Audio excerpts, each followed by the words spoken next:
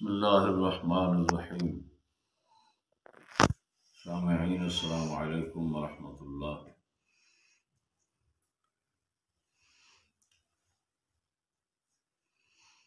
جس موضوع پر مختصر بیان کرنے کا ارادہ ہے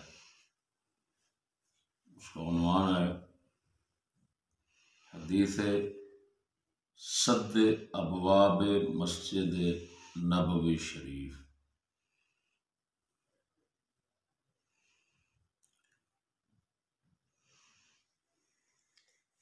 یعنی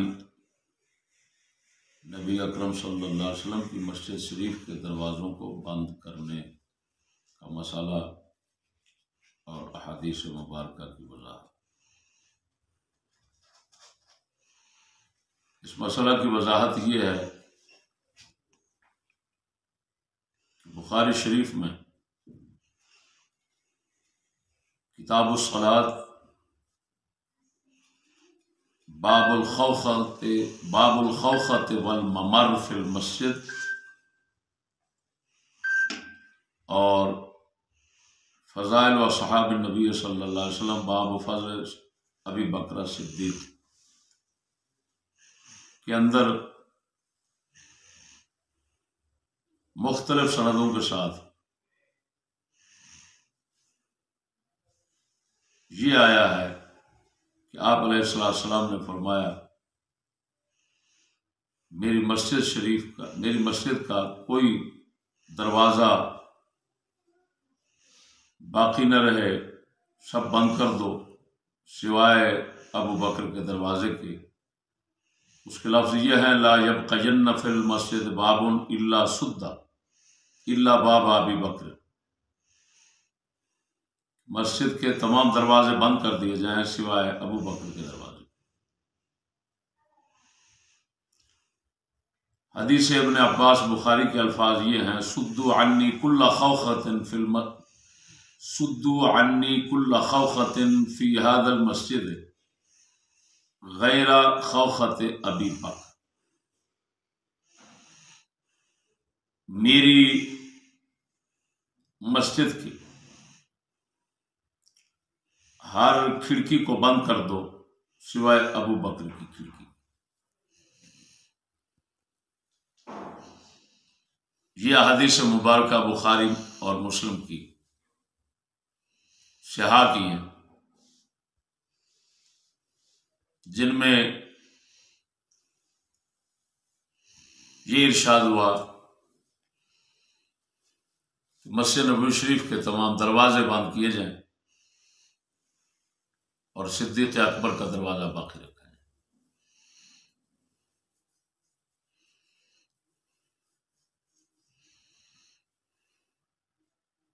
اس کے مقابلے میں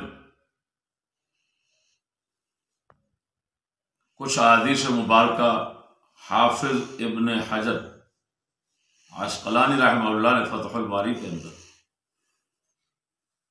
فضائل کے باب میں مولا علی کے متعلق ذکر فرمائی ہے، مختلف حدیث کی کتابوں کے حوالے سے متعدد صحابہ کرام سے۔ ایک حدیث انہوں نے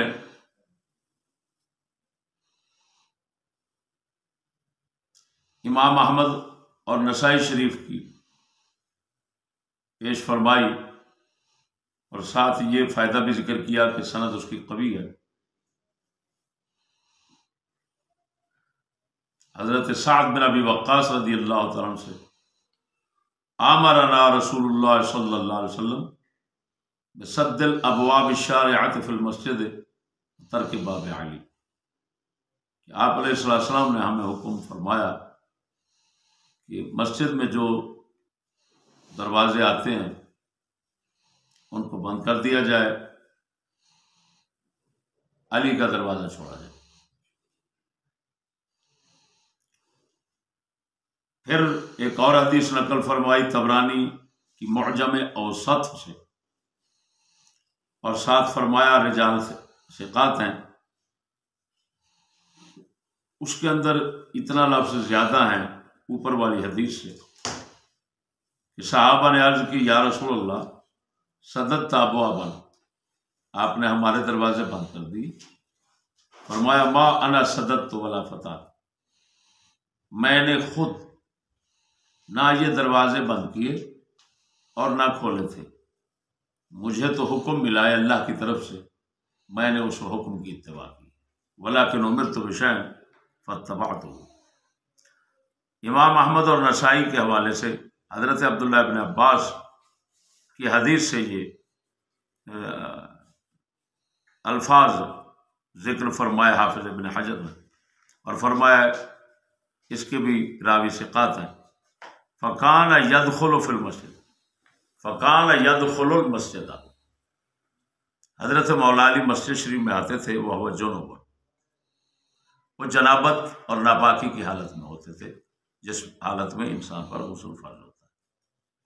لیس لہ طریق غیرہ، مولا علی کے پاس اور کوئی راستہ مسجد شریف میں آنے کا نہ تھا.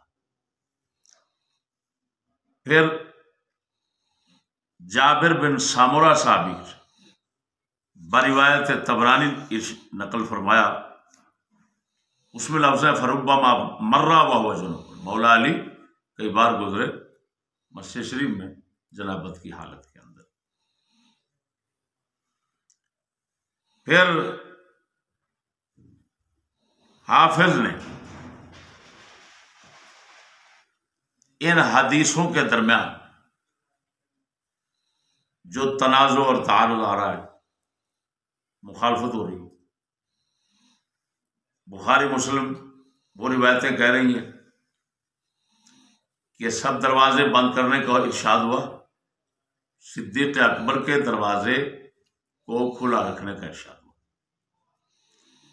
اور جو روایتیں دوسری ہیں مولا علی سے متعلق، ان میں آیا کہ مولا علی کے دروازے کو کھلا رکھنے کا ارشاد فرمایا، تو باقیوں کے دروازے بند کر. تو بظاہر ان میں تعارض ہو رہا ہے. تو حافظ رحمہ اللہ یعنی ابن حجر عسقلانی رحمہ اللہ نے ان حدیثوں میں موافقت اور مطابقت پیدا کرتے ہوئے جو فرمایا کہ والمعنی ان باب علی کان الی جہت المسجد. پہلے خلاصہ چلو سنا دیتا ہوں. انہوں نے مطابقت اور موافقت کرتے ہوئے یہ ارشاد فرمایا کہ یہ حکم 2 بار ہوا ہے. پہلے مولا علی کے متعلق ہوا اور بعد میں سیدنا صدیق اکبر کے متعلق. مولا علی کے متعلق جو ارشاد ہوا پہلے، اس کا عذر بیان کیا گیا اور وہ حدیثوں میں خود آیا، روایتوں میں خود موجود ہے.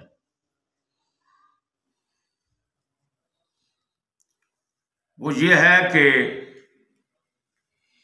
ترمذی کی حدیث کے اندر موجود ہے، ابو سعید خدری راوی ہیں، فرمایا آپ علیہ السلام نے لا یحل لأحد ان یترک هذا المسجد جنبا غیری وغیرہ. اے علی، میری مسجد میں، اس مسجد میں تیرے میرے سوا کوئی بندہ جنابت کی حالت میں نہیں گزر سکتا. لفظوں پر بھی غور ہونا، یہ ترمذی کی روایت ہے. لا یحل لأحد ان یترک هذا المسجد، اس مسجد میں کوئی بندہ نہیں گزر سکتا تیرے میرے سوا جنابت کی حالت. تو اس میں عذر کی طرف اشارہ ہے کہ یہ ارشاد اور اجازت مولا علی کو کیوں ہوئی. آپ علیہ السلام کا یہ فرمانا کہ اس مسجد یہ کسی حقیقت کی طرف اشارہ کر رہا ہے، کسی عذر کی طرف اشارہ کر رہا ہے۔ وہ کیا کہ مولا علی کا گھر شریف جو تھا وہ مسجد شریف سے بالکل متصل تھا۔ وہ جب کہیں باہر جانا ہوتا تھا ان کو تو مسجد سے ہی گزر کر جاتے تھے، یعنی ان کے آنے جانے کا، گھر میں آنے جانے کا راستہ سوائے مسجد کے نہیں تھا۔ مسجد سے گزر کر پھر باہر کے دروازے کی طرف جاتے تھے۔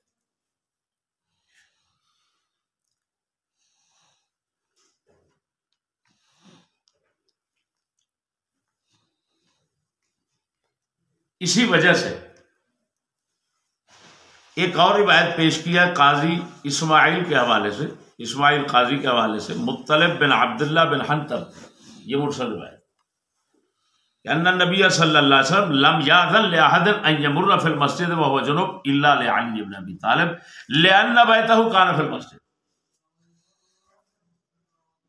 کہ رسول اکرم صلی اللہ علیہ وسلم نے مسجد میں کسی کو جنابت کی حالت میں گزرنے کی اجازت نہ دی سوائے علی ابن ابی طالب کے، کیوں کہ ان کا گھر مسجد شریف میں تھا، یعنی مسجد شریف کے بالکل متصل تھا، جس کی وجہ سے ان کا گزر جو ہے وہ ضرور مسجد شریف سے ہوتا تھا۔ تو اس وجہ سے آپ علیہ السلام نے ان کو اجازت دی جنابت کی حالت میں مسجد سے گزرنے۔ اب یہ سمجھنے کے بعد کہ مولا علی کے متعلق جو اجازت ہوئی دروازہ کھلا رکھنے کی،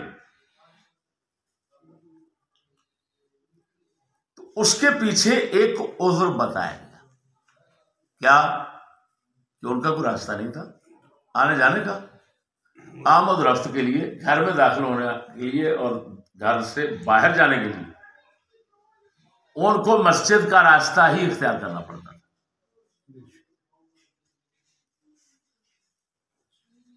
یہ ہے، یہ عذر ہے مولا علی کی۔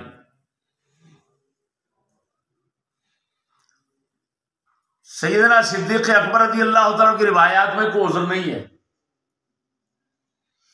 اور مولا علی کا قصہ پہلے ہے، صدیق اکبر رضی اللہ تعالیٰ کا قصہ جو ہے وہ وصال شریف کے 5 دن یا 3 دن پہلے کا ہے، جس طرح کہ حافظ فتح الباری میں لکھ رہے ہیں 5 یا 3 دن وصال شریف سے پہلے آپ علیہ السلام نے صدیق اکبر کے دروازے کو کھلا رکھنے کا ارشاد کیا۔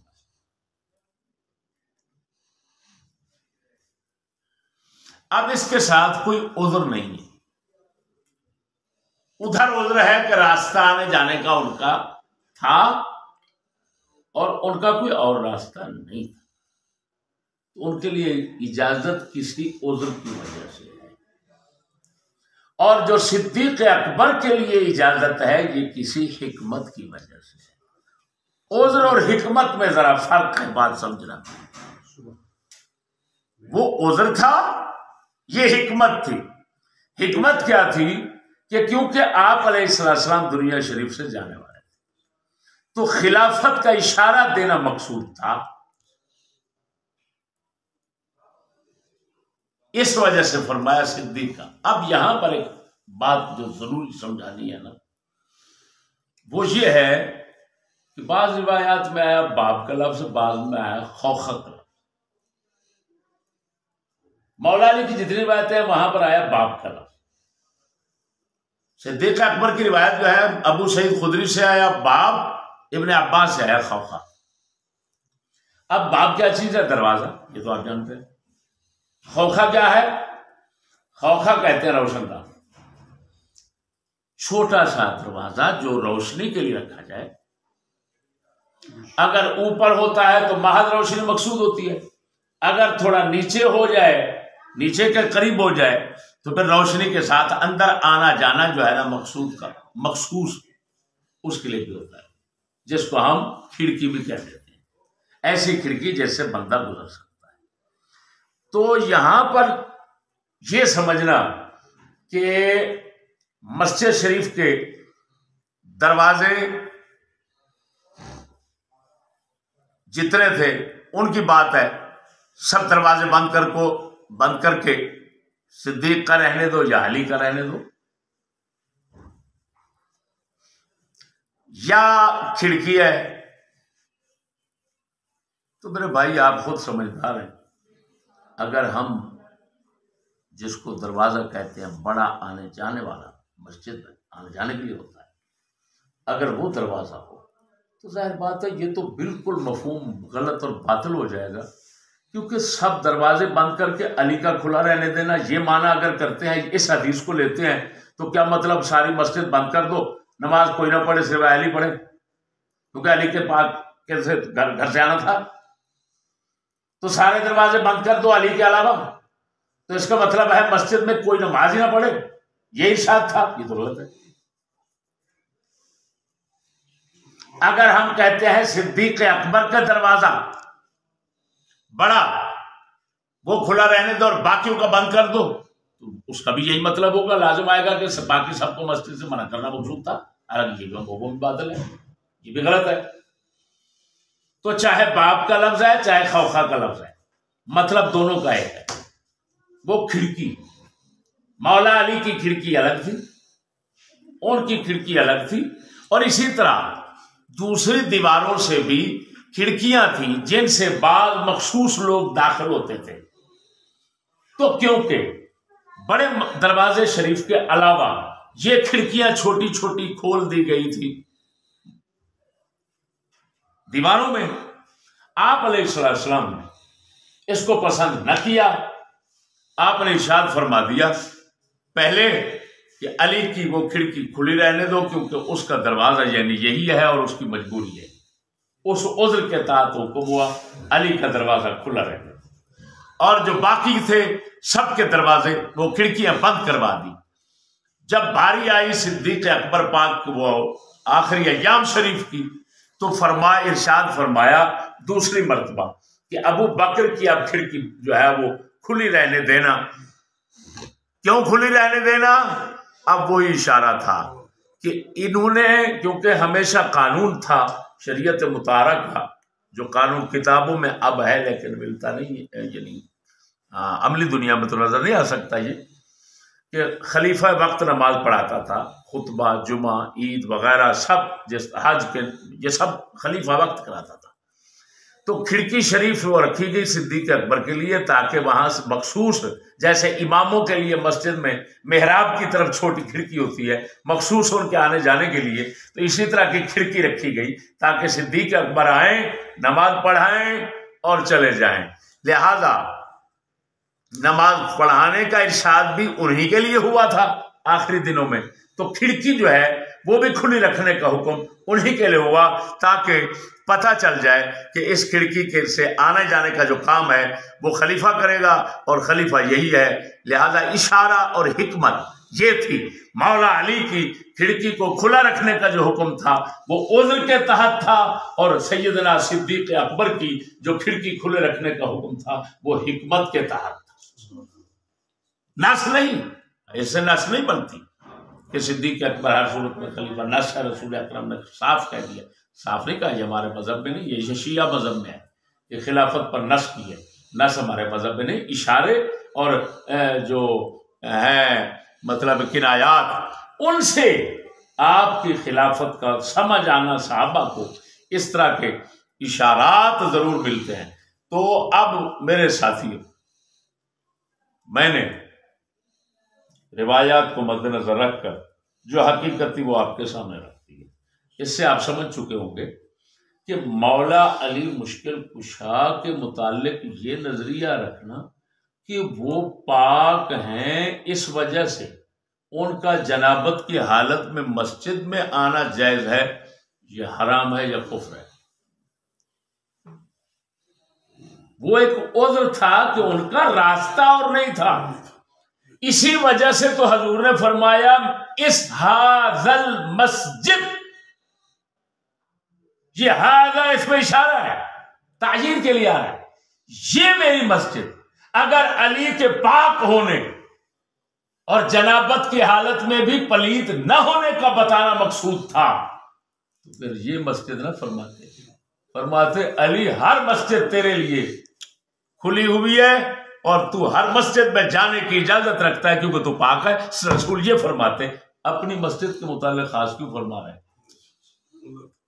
میرے، پھر آپ فرما رہے ہیں میرے اور تیرے سوا، کیوں کہ حضور کا دروازہ شریف بھی مسجد بالکل ایسے، آپ اب بھی جو لوگ جاتے ہیں دیکھتے ہیں حضور کا روضہ پاک یا اماں عائشہ کا گھر پاک ہے نا، اور ساتھ ہی مسجد ہے، مشترکہ دیوار ہے، تو حضور کا آنا جانا بھی باہر جب ہوتا تھا تو اسی مسجد شریف سے ہوتا تھا، مولا علی کا بھی مسجد شریف سے ہوتا تھا۔ تو آپ علیہ السلام نے فرمایا کہ لا یحل لأحد، ترمذی کی جو روایت سنائی ہے میں نے، کہ تیرے اور میرے سوا کسی کے لیے جائز نہیں ہے کہ وہ اس کو راستہ بنائے، ان جو طریقہ تطریق، کہ وہ راستہ بنائے مسجد کو، اس مسجد کو۔ یہ صاف بتا رہا ہے کہ رسول اکرم صلی اللہ علیہ وسلم بھی جنابت کی حالت میں آپ پر غسل فرض ہوتا تھا اور مولا علی پر بھی فرض ہوتا تھا۔ اسی وجہ سے اسی مسجد کی خصوصیت بتائے گی، اور یہ فقہ کا مسئلہ ہے کہ اگر کوئی شخص اس کا باہر آنے جانے کا راستہ جو ہے وہ مسجد کے سوا نہیں ہے تو مسجد کو اگر وہ گزرگاہ بناتا ہے لیکن رکتا نہیں، فوراً چلا جاتا ہے، تو اس کے لیے اجازت۔ یہ تو دوسروں کے لیے بھی شریعت بن گئی، فقہ بن گئی۔ اگر خصوصیت ہوتی تو پھر مولا دوسروں کے لیے مسئلہ جائز کیسے ہوتا بھائی؟ اور دوسری بات یہ ہے کہ یہ کم بخت، میں نے جیسے یہ کوئی علی ناصر تلواڑا سنا ہے، تلہاڑا ہے پتہ نہیں کیا ہے، تو وہ کہہ رہا ہے کہ علی تو پاک ہے، اس وجہ سے علی پاک ہے۔ وہ کم وقت کیا مولا علی نے یہ نہیں دیکھا؟ تم نے تاریخ نہیں پڑھی؟ تمہاری تاریخوں سب تاریخوں میں اتفاقی مسئلہ ہے کہ مولا علی ٹینٹ کراتے تھے، بال شریف اترواتے تھے ہمیشہ، حالانکہ رسول اکرم صلی اللہ علیہ وسلم کی سنت شریف کیا تھی؟ زلف مبارک رکھنا۔ آپ نے حج اور عمرے کے سوا کبھی بال نہیں اتروائے، یہ سیرت کا پکا مسئلہ ہے۔ لیکن مولا علی کیا کرتے تھے؟ بال شریف اترواتے تھے، کیوں؟ فرماتے تھے ہر بال کے نیچے جنابت ہے اور میں خطرہ کرتا ہوں کہیں ایسا نہ ہو کہ پانی نہ پہنچے اور میرا غسل خراب ہو جائے۔ وہ ظالم کا بچہ، غسل تو وہ فرض ہے، فرض سمجھ رہے ہیں اپنے اوپر، تو اسی وجہ سے یہ فرما رہے ہیں۔ تمہیں شرم نہیں آتی تم لوگوں کو؟ تم نے شریعت پاک کو ایسا مذاق بنا رکھا ہے کہ شریعت ان کے لیے نہیں ہے۔ جب قرآن کا حکم آ گیا تب اذا قمتم الى الصلاة فاغسلوا وجوہکم، اس سے کون باہر ہے؟ کون باہر ہے؟ سارے اندر ہے۔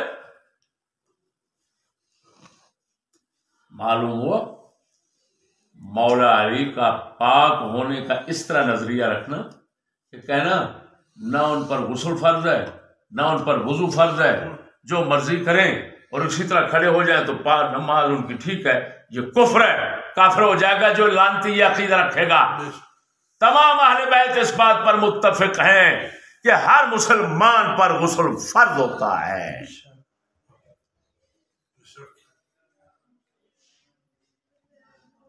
چاہے وہ مرد ہو چاہے عورت۔ رسول اکرم پر بھی فرض تھا، اسی وجہ سے کوئی مائی کلال ثابت نہیں کر سکتا کہ آپ علیہ السلام نے زندگی میں کبھی بغیر وضو اور تیمم کے نماز پڑھی۔ جب پانی نہ ہو ارشاد ہوا تیمم کرو، یہ نہیں فرمایا کہ یہ دو مستثنا ہیں، رسول اکرم صلی اللہ علیہ وسلم اور مولا علی، لہذا یہ نہ تیمم کریں نہ وضو کریں اور نماز پڑھیں۔ کوئی مائی کا لال دکھا سکتا کسی کائنات کی کتاب میں؟ معلوم ہوا یہ جہلتے ہیں، غالی لوگ ہیں، اور جو جاہل آگے بیٹھے ہوتے ہیں ان کو خوش کرنے کے لیے ایسی جھوٹی کہانیاں اور کفر چھوڑ دیتے ہیں. ایسے لوگ جن کی شکل بازاری لوگوں کی ہے، اہل بیت میں سے کسی کے ساتھ جن کی وضع اور صورت نہیں ملتی، وہ بات اہل بیت کی کیسے کر سکتے ہیں؟ یہ جو تلاڑا ہے اس کا دیکھو، اس کی داڑھی دیکھو. اس سے پوچھو مولا علی اور حسن حسین میں سے کس کی داڑھی اتنا تھی ہوئے؟ بتا تو صحیح. تو مجوسی جیسی داڑھی رکھا کھڑا ہوا ہے. پھر بتا، یہ الٹا چیر تم نے ڈالا ہوا ہے. سر پہ تیرے ٹوپی نہیں ہے. مولا علی کے سر پر کیا ہوتا تھا بتا؟ امامہ ہوتا تھا کہ نہیں؟ حسن حسین کے سر پر امامہ ہوتا تھا کہ نہیں؟ بازاری لوگ ہو تم، اور کھڑے ہو کر ایسے باتیں کرتے ہو جیسے تم اہل بیت کے پکے وارث کھڑے ہو. کچھ تو شرم آنی چاہیے تم لوگوں کو. پیسہ کمانے کے لیے تمہیں یہی ملا؟ یہ ممبر پیسے کمانے کے لیے نہیں ہے، جہنم کا گھر بنا رہے ہو. اور ایسی خوشامدیں اہل بیت کی کرو گے یا کسی کی کرو گے تو جوتے کھاؤ گے. خوشامدوں سے وہ لوگ راضی نہیں ہوتے، کوئی دانا بھی راضی نہیں ہوتا. میرے بھائیو، حقیقت یہ نہیں کہ مولا علی پاک ہیں، غسل فرض نہیں. ارے پاک ہونا، اللہ کا ولی پاک ہوتا ہے تو اس کے پاک ہونے کا یہ معنی تو نہیں وہ معنوی پاکیت. وہ جو ہے طہارت، وہ طہارت معنوی ہے، قلبی، یہ اندر ان کے پاک ہو جاتے ہیں. یہ مطلب نہیں ہوتا کہ شریعت کا جو غسل اور وضو یا تیمم یا طہارت فرض ہوتی ہے وہ ان سے ساقط ہو جائے. توبہ توبہ، جو یہ عقیدہ رکھے گا کافر ہو جائے. قرآن سب کو کہہ رہا ہے اذا قمتم الی الصلاۃ فاغسلوا وجوہکم، جب نماز کے لیے کھڑے ہو جاؤ وضو کرو. یہ سب سے خطاب ہے، اس سے کوئی باہر نہیں ہے. اللہ جل شانہ سمجھ عطا فرمائے اور ایسے غالی لوگوں سے دور رہنے کی توفیق.